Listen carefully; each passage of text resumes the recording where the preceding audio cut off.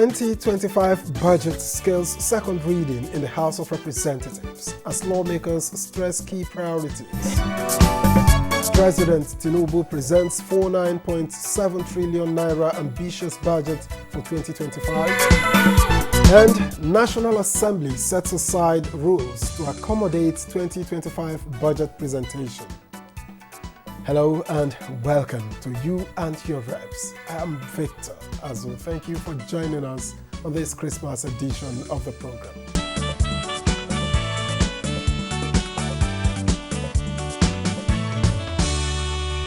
The House of Representatives has passed the 2025 appropriation bill for second reading, emphasizing the President's focus on defense, infrastructure, health, and education.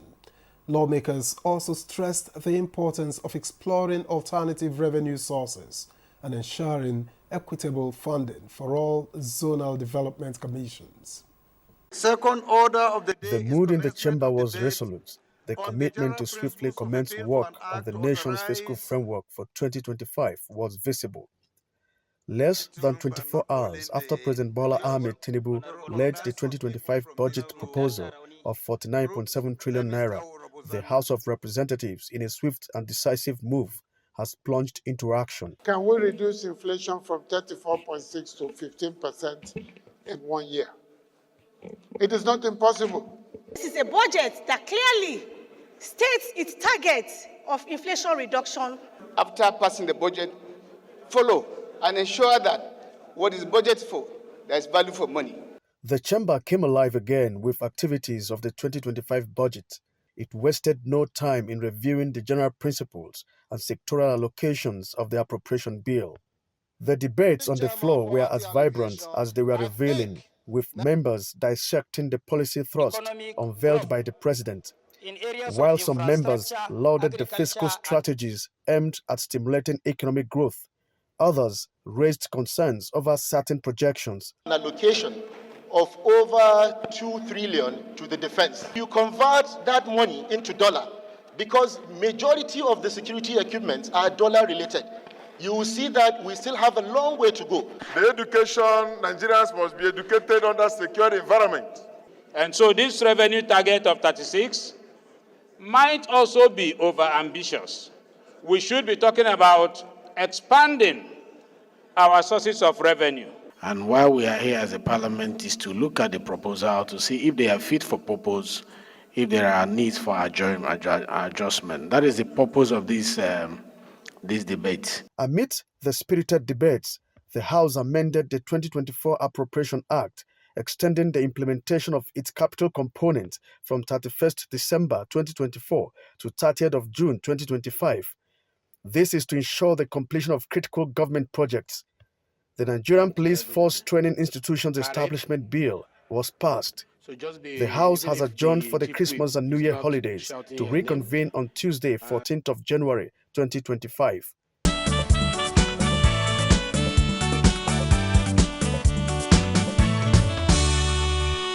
A day earlier, President Bola Tinubu presented an ambitious 49.7 trillion naira budget proposal for 2025, reaffirming the government's commitment to revitalizing Nigeria's economy.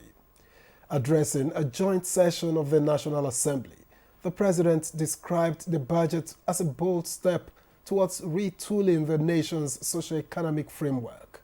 The improvement we have witnessed in year 2024 budget has led us into the 2025 budget. The goals of advancing national security, creating economic opportunities, investing in our youth population, infrastructure development, and national reorientation form the core of the year 2025 budget. But more than that, this will lay a solid foundation for a Nigerian's future growth trajectory. I summon the unstoppable Nigerian spirit to lead us as we work to rebuild the fabric of our economic and existence. The 2025 appropriation bill is finally laid before lawmakers, leaving the ball in their court for thorough scrutiny of the estimates. The presiding officers of the National Assembly gives kudos to the Tinubu administration for bold economic reforms that have improved the nation's revenue profile. We commend you on your groundbreaking tax reform initiatives. Though misunderstood, but we will make sure that we listen to Nigerians and dot the I's and cross the T's to the satisfaction of all Nigerians and for the benefit of this country. We will not kill any reform that you bring forward that will change the future of this country. They, however, solicit the cooperation of the ministries, departments, and agencies of government in the course of consideration of the 2025 budget proposal. This is not merely your budget. It is a national project requiring collaboration across all arms of government. Let me take this opportunity to stress the importance of the need for the other ministers and heads of extra ministerial departments to respond promptly to requests from National Assembly whenever they are invited, particularly this period, to come and defend their sectoral allocations. For other lawmakers, the 2025 budget estimates are quite ambitious but achievable. It will boost our economy, it will boost our agriculture and its security. In a manner that reassures farmers to go back to farm, like the president said today. Looking at the proposal, you won't be wrong to call it budget of restoration of peace, security, prosperity, and of course, budget of reformation as well. Let there be peace so that we'll be able to get the 2.06 million barrel per day. When the budget is passed and then fully implemented, is going to help to stimulate our economy. Meanwhile, the National Assembly says it has deemed it necessary to extend the implementation of the 2024 budget as an enabling law is being put in place for the extension.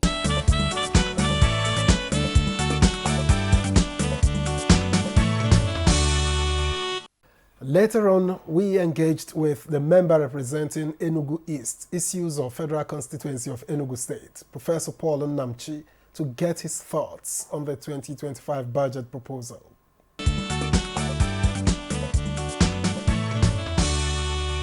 Going by the nomenclature, what it appears is that the government wants to sustain maybe the gains made, or their, as well as their cardinal or impactful reforms. They want to see how far they have gone and how is it impacting on the people. What will they do? However, I also think that the MPR and there's the government policy, or the monetary policy and the fiscal policy need to be aligned. At the moment, it doesn't seem to all go well, because you can be repositioning the economy and manufacturing, kickstarting manufacturing with a high interest rate. These are the areas I think we are, that need to be taught, and also the dollar rate per naira, and also the oil price peg. These are things that generate economic parameters we need in the country. Oil is our mainstay, and how do you show up the production of oil?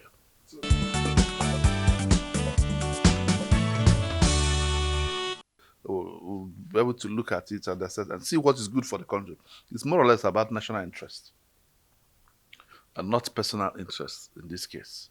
So that's what we'll look at. There is a couple of things that have influenced the oil market this time. Most is the issues in Russia. It may have some good connotation with the oil prices and others, because the activities of the OPEC plus one has really not changed so much. But most importantly, Nigeria has to fill its OPEC quota first. We have to curtail insecurity for the OPEC for us to meet our OPEC quota. At the moment, it's been frustrating, but thank God, the people working, the naval officer in charge of The Niger Delta region has also tried very well, and our production has actually moved from 1.1, 1.2 to 5. Now is now about 1.8. So they are really doing a very marvelous job. And for some time now, we haven't been hiring anything about restiveness in the Niger Delta and all that, and or pipeline vandalization. And so that's kudos to them, and also kudos to the economy, because it's give and take. When there's peace, there is production. When there's no peace, there is reduction.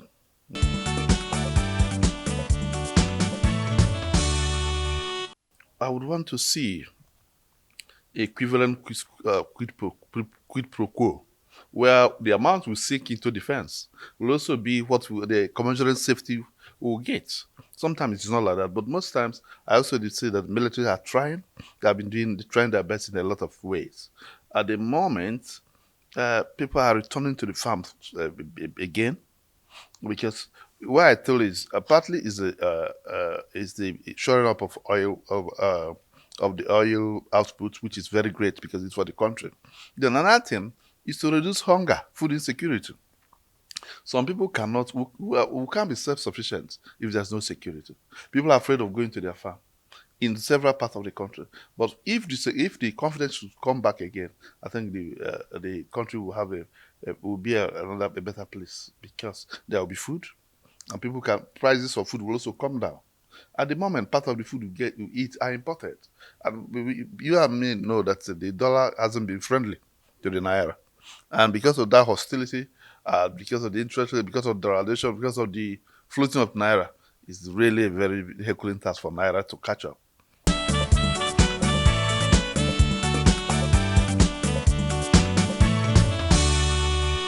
And ahead of the 49.7 trillion naira 2025 budget presentation, the House of Representatives adopted a motion to admit President Bola Tinubu into its chamber. The motion, which preceded the presentation and subsequent second reading of the budget, followed a 24-hour shift from the initially scheduled Tuesday session. The House unanimously consented to a motion moved by the House leader and seconded by the minority leader to admit President Tinubu into the chamber to lay the 2025 appropriation bill on Wednesday.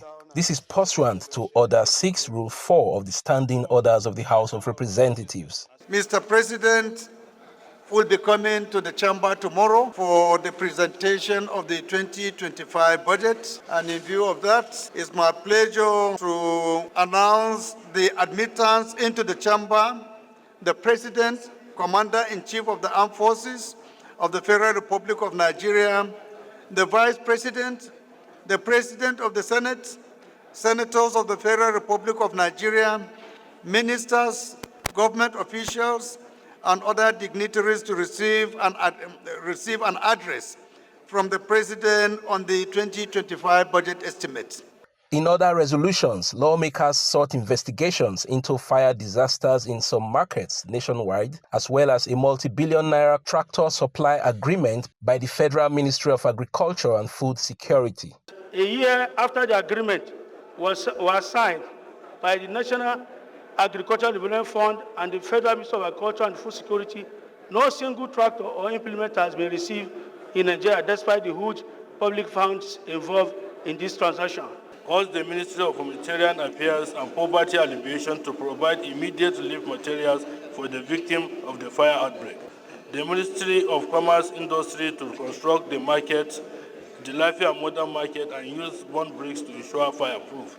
Several establishment bills scaled second reading. Bill for an act to establish Federal College of Entrepreneurship and Skill Acquisition, Maiduguri, Borno State, to provide full-time courses, teaching instructions and training in technology. That's a bill for an act to provide for the upgrading of the Ehamufu College of Education into a Federal University of Education, Ehamufu, issues of local government in Enugu State, and for the third matters be read for the second time. The House passed 2 bills to amend the acts establishing the Northwest and Southeast Development Commissions.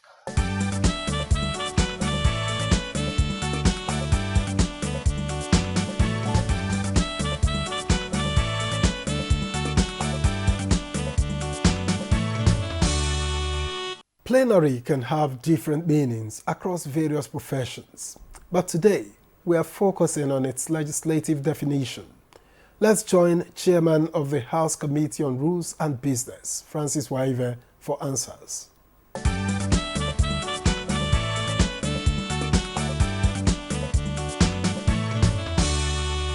The House of Representatives in Nigeria today, that gathering of the 360 of us in one place at one time in the chambers is a plenary. That differs from when we split into groups, and in that case we are going into committees. But when everybody is together in as a meeting, as a regular legislative day function, is plenary. Though there's also the meeting of the House when we meet as a committee of the whole to look at clause by clause of in considering bills, or when it is a money bill, committee of supply. That also involves everybody. But plenary is mainly to discuss motions, matters of urgent public importance, receive correspondences from other parliaments, from the executive, from the judiciary, and so on and so forth. So plenary is the gathering of all elected and sworn-in members of parliament where they meet to discuss issues that are on the agenda or the other paper for the day. I must also say at this point that plenary does not really mean that the 1360 must be complete before there's a meeting. The rules provide for a quorum, and once a quorum is formed, the sitting can hold. And usually the meetings go on until as anybody calls for a quorum. But if nobody has called for a quorum, the meeting goes on unhindered. And where there is a call for a quorum, there is always a need to look at the register to see those who have shown up for the day, because during the day while plenary is on, members sometimes leave for committee work, oversight work, and other assignments. But any member who have signed the register, who have made an appearance, is deemed to have been present in that plenary session.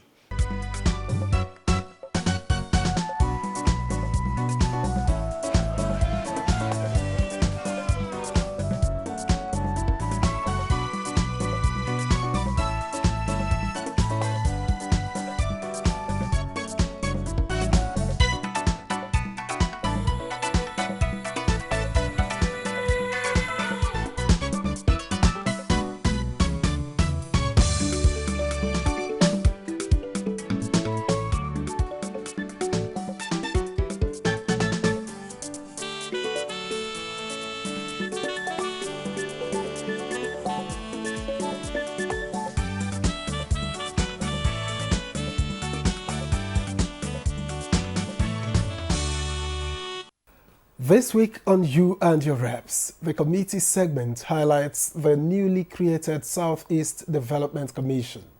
We spoke with the deputy chairman of the committee, Professor Paul Nnamchi, who shared insights on the commission's priorities and the challenges it faces in its early stages.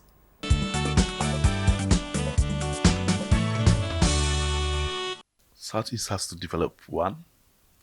We have no choice. We want to reactivate what we do as the Okpara Master Plan.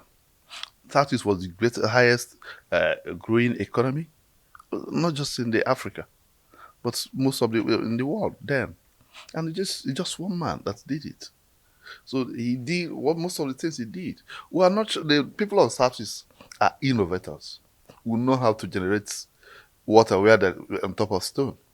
And I think with the caliber of people that have been selected, have been nominated to head that, I think that we should be able to put round peg in a round hole and square peg in a square peg. For Southeast, we know that some of the things that were lacking, like railway, will also be there, power. But another thing is also, I will also think that we will have to come back to that era where the Southeast is known as the Japan of Africa.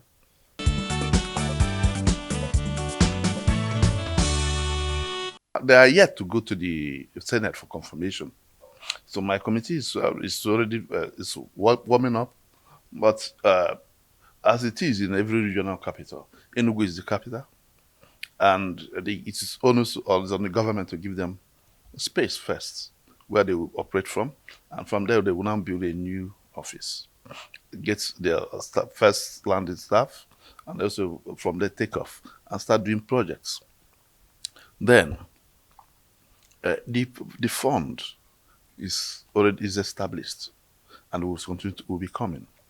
What we are trying to do at the moment as a legislator is to change the cost of it, because not each development commission gets 3%, 10% from a ecological fund.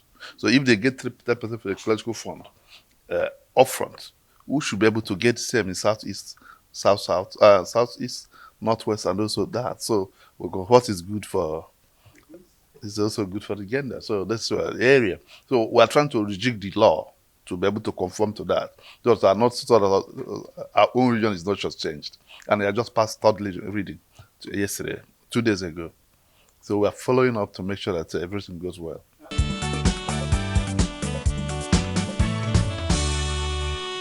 Igbo man is progressive minded. One, so he don't need. If an Igbo man will move to anywhere he is and bulldoze any bottleneck, we are development minded. We'll go to areas with approve and come back with trailer.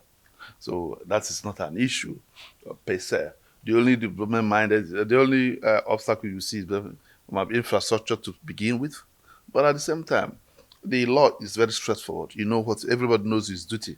There's director of this and director of that, finance, projects, and all those things. So it's very robust in that case. So I don't envisage that, but I also think that we must work together to achieve a very robust goal. The Southeast, both the governors, the legislators, must be on the same page to get to where we're going.